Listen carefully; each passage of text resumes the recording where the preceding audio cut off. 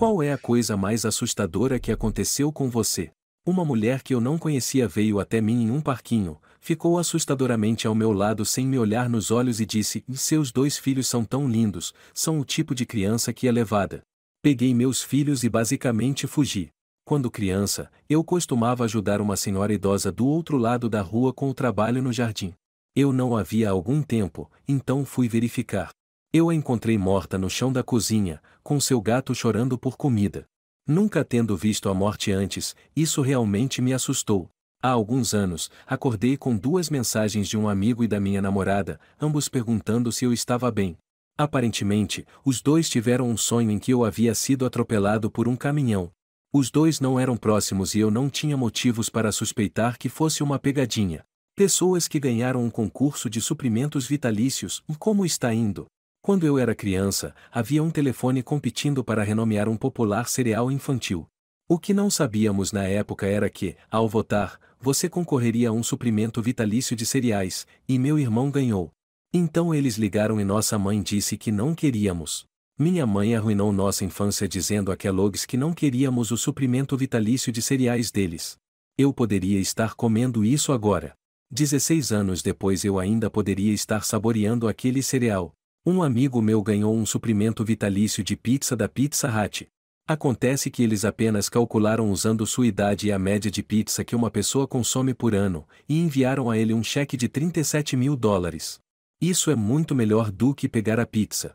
Ganhamos um ano de fornecimento do suco Tropicana.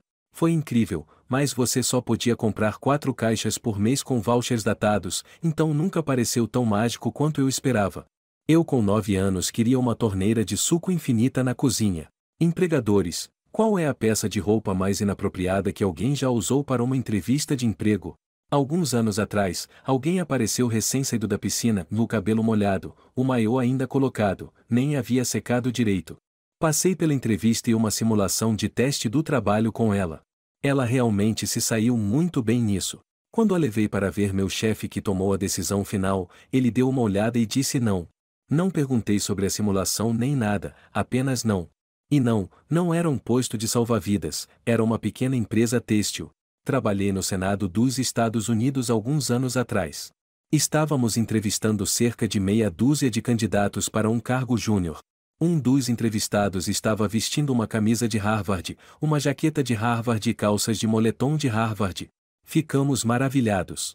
A primeira pergunta que meu colega fez foi: "Você estudou em Harvard?" Surpreendentemente, ele o fez e lidou bem com o resto da entrevista.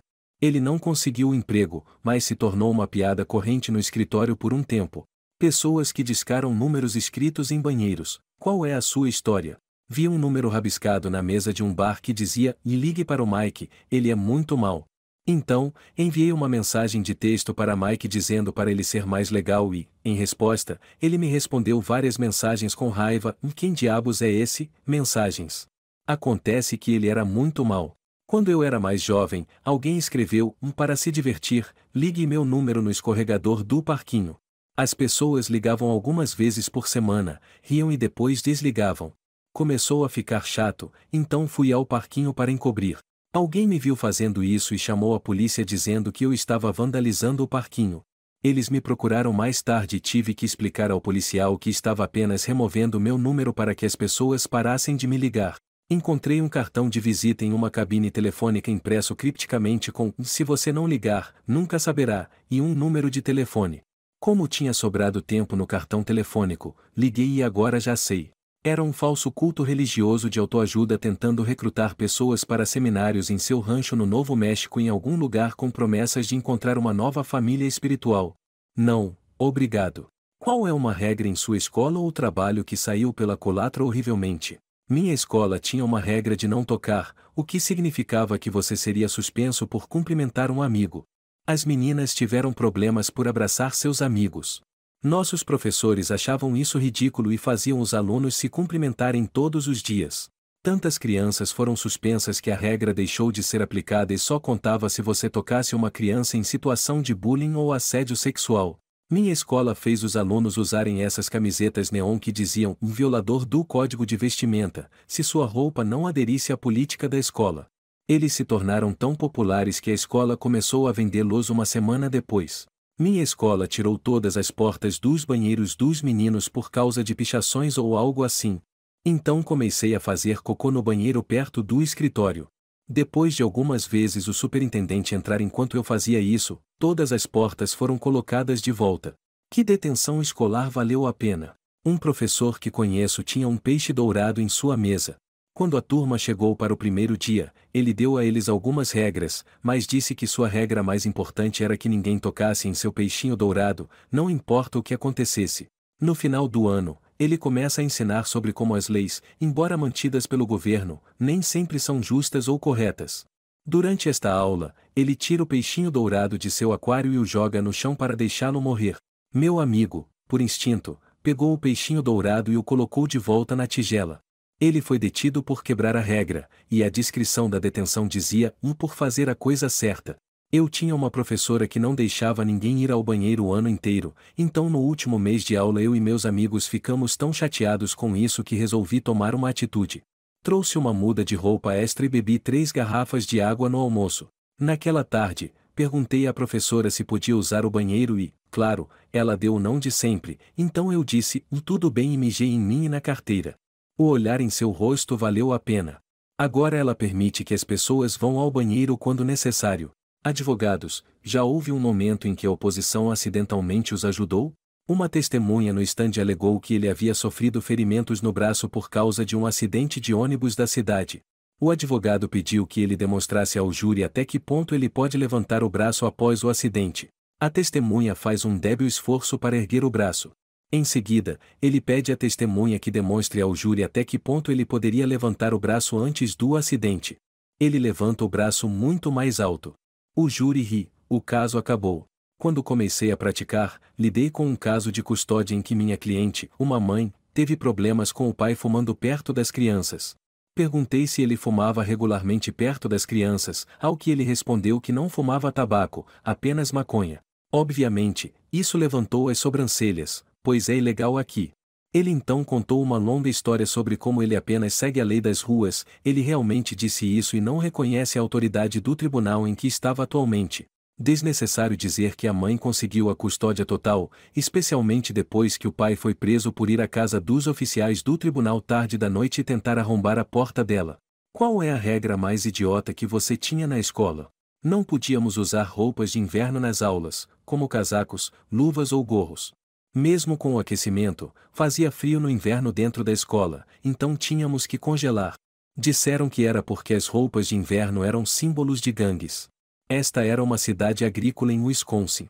Quando eu estava no ensino médio, fazendo aula de fotografia, houve uma assembleia para anunciar que as câmeras não podiam mais ser usadas no campus devido a questões de privacidade. Isso foi cerca de 2 semanas depois que a escola instalou câmeras de segurança em todos os lugares. Cortes de cabelo exigidos pela escola, e apenas para os meninos.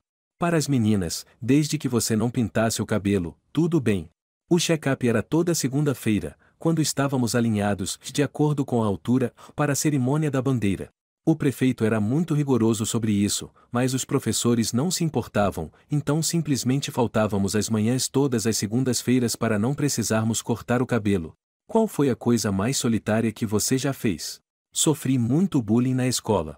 Quando eu tinha 13 anos, as crianças da minha classe me convidaram para comer milkshakes e batatas fritas para comemorar o primeiro dia de férias de Natal. Eu contei com entusiasmo para meus pais, e eles ficaram felizes por eu finalmente ter feito amigos. Escusado será dizer que todos eles me deram um bolo. Eu estava com muito medo de ir para casa e contar a meus pais que havia caído nas mentiras deles, então fiquei sozinho por algumas horas, comi batatas fritas e bebi um milkshake. Obviamente, uma maneira horrível de começar as férias de Natal. Às vezes finjo que estou mandando mensagens. Na maioria das vezes, nem ligo o telefone, apenas deslizo na tela preta. No ensino médio, almocei legitimamente sozinho no banheiro algumas vezes, quando não tinha ninguém com quem comer, mas não queria que ninguém soubesse.